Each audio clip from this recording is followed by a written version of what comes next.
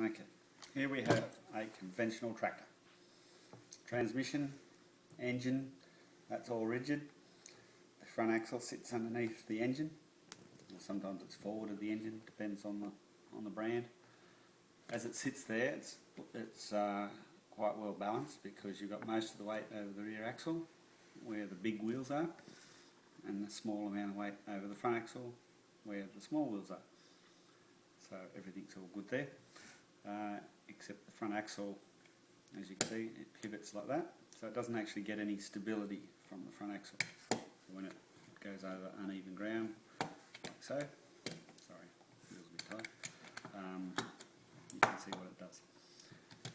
Now the problem is, of course, when you add a front end loader, put a bucket on the front, and you're putting all this weight over the front axle, tiny little axle that's not designed to take this sort of weight, but more importantly is all this weight is balancing over this pivot pin, so there's no stability there. And as we put, so the only thing that stops it falling over is the back wheels, but of course as we add weight here, we're taking weight off the back wheels, and as we do, this is what happens. If the weight's over to one side, the tractor falls to one side, as you can see.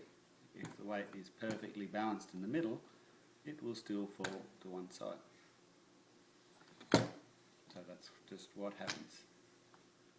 Okay. As well as you've got problems because you've got a tiny little axle that's not designed to carry that sort of weight, is carrying all of the weight, and then you've got the big axle doing nothing, literally, or we're doing very little.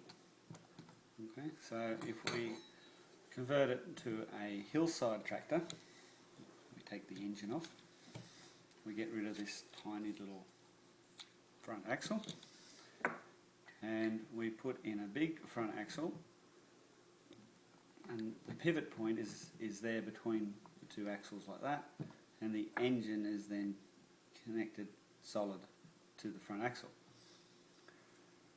So then it walks like this over uneven ground, like so, and you generally find they have a lot more oscillation angle so they can handle bigger contours. And the big difference is when you go to add a bucket to it. Oh, hang on, I'm doing it wrong here. Your bucket is connected to the front chassis, and as we add weight, even over on one corner, it'll lift the back of the tractor in the air, but it still stays stable. It doesn't want to fall over, see, because it's solid to this axle. So you can see there, it doesn't want to fall over. As it lifts the back in the air, sure, the back can pivot, but that doesn't affect the stability of the tractor because it's still rigid or solid to the front axle.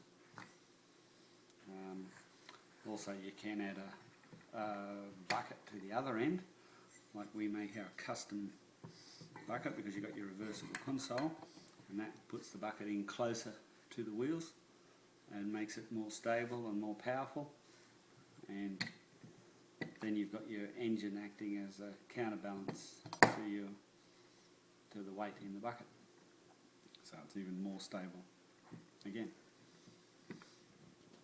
There you go.